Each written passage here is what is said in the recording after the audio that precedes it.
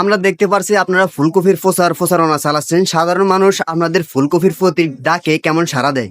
আলহামদুলিল্লাহ, আমাদের ফুলকপি মার্কা বাংলাদেশ জামাত ইসলামের পক্ষ থেকে নিজামুল হক নাঈম ভাইকে সকল মানুষই গ্রহণ করছে। বাংলাদেশ এখন যে যুবকরা আছে এবং বৃদ্ধরা আছে সবাই চায় যে একজন তরুণ প্রতিনিধি এই অঞ্চলের জন্য নিযুক্ত হোক।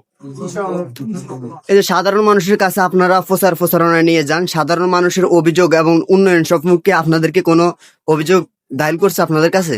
না, আমাদের কাছে সাধারণ মানুষ কোনো অভিযোগ দায়ের করে নাই। তবে সাধারণ মানুষের তাই আকাঙ্ক্ষা, ইচ্ছা যে তারা সৎ নেতৃত্ব চায়, একটি বাংলাদেশ, সুন্দর বাংলাদেশ চায়, যে বাংলাদেশের ভিতরে কোনো দুর্নীতি, চাঁদাবাজ, সন্ত্রাস, খুন, রাহাজানি, হত্যা, জেনা, ব্যভিচার এগুলা যাতে না হয়, এরকম একটি বাংলাদেশ চায়, আপনারা যে বাংলাদেশ চায়। আপনারা যে প্রচারণা চালাচ্ছেন, কোনো কি বাধার সম্মুখীন হয়েছে? না, আমাদেরকে কেউ কোনো বাধা দেয় নাই এবং কোনো ভয়ভীতিও দেখায় নাই। আমরা আলহামদুলিল্লাহ স্বতঃস্ফূর্ত ভাবে, শান্তিপূর্ণ ভাবে আমরা এই প্রচারণা চালিয়েছি। আল্লাহ তাআলা আমাদেরকে সত্যের পথে থাকার জন্য তৌফিক দান করুন। এই যে ফুলকপির প্রার্থীর প্রতীক হয়ে আপনি কাজ করতেছেন, এটা কেন করেন আপনি?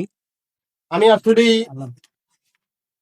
নিজামুল হক নাঈম ভাইকে যতদূর দেখেছি, ওনার যে সততা, আদর্শ, এটা আমার কাছে অনেক ভালো লেগেছে এবং আমার সহকর্মী যত ভাইরা আছে তারাও অনেক প্রশংসা করেছে এবং ওনার মতন একজন তরুণ নেতাকে আমরা এই অঞ্চলের জন্য নিযুক্ত করতে চাই, যার দ্বারা এই অঞ্চলের পরিবর্তন হবে। বিশেষ করে চর অঞ্চলগুলোতে মানুষের প্রতি যেই একটি অমানবিক আচরণ করা হয়, এটা যাতে আর না হয়, সাধারণ মানুষ যাতে শান্তিতে বসবাস করতে পারে, এই জন্য আমরা চাইতেছি একজন তরুণ নেতাকে আমরা এই অঞ্চলের জন্য নিযুক্ত করতে এবং সারা বাংলাদেশে ন্যায় এবং ইনসাফের পক্ষে, সত্যের পক্ষে একটি রাজনৈতিক শক্তিকে আমরা প্রতিষ্ঠিত করতে চাই।